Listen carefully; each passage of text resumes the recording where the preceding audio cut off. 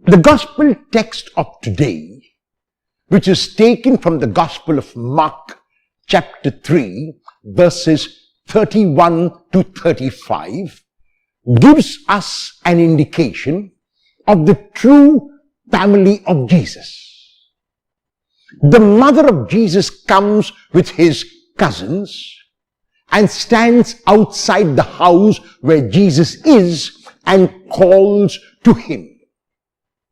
In his response, Jesus takes the listeners beyond the meaning of family as only related by blood to a family related by doing God's will.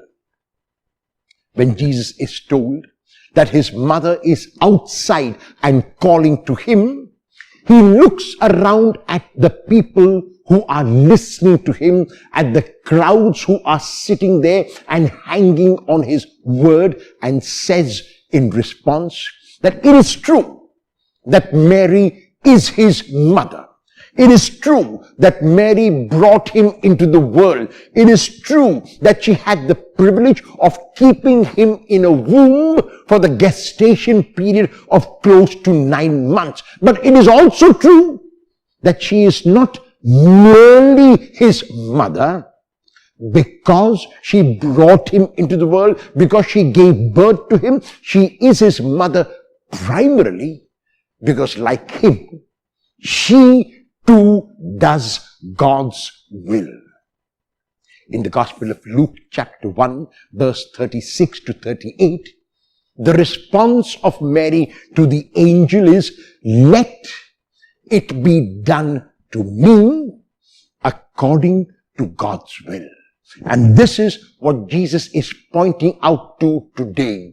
He is not saying that Mary is not his mother. He is saying that Mary is his mother surely on the physical level, on the surface level, because she gave him birth, but she is also his mother on the deeper level because, like him, she too does God's will.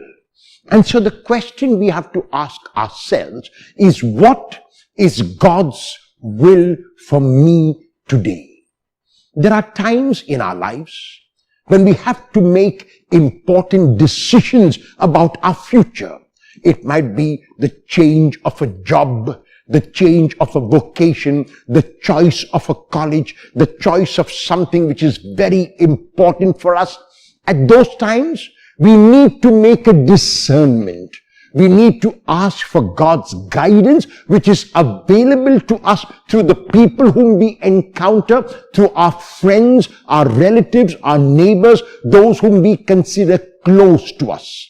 After we have put down the pros and cons of that decision, after we have held it up to God, we ask ourselves, which decision that we take gives us an inner peace, an inner joy, an inner satisfaction, a serenity. That is the decision often which we know is God's will. When at the end of the day, we are making our examination of consciousness, we are reflecting on our day. If we feel that we are at peace with ourselves, if sleep comes easily to us, if there is consolation in our hearts, if there is that deep sense of peace and joy, it is very likely that we have done God's will. To do God's will at every moment means this, that I do whatever I have to do. I leave no stone unturned. I do not let anything be left undone. And then I leave what remains in the hands of God. Mary is the epitome of what it means to do God's will. Jesus, of course, is the model beyond all models. If we can imitate our Blessed Mother in doing God's will, then we too will be related to Jesus, not merely because we bear the name Christian, because that alone will never be enough to be related to Jesus, but because we do God's will. So a relative of Jesus, to be related to him, means that at every moment and at any moment we are willing to do God's will. If Jesus were to point to you today, would he point to you as his brother or sister? If yes, why? If no, why not?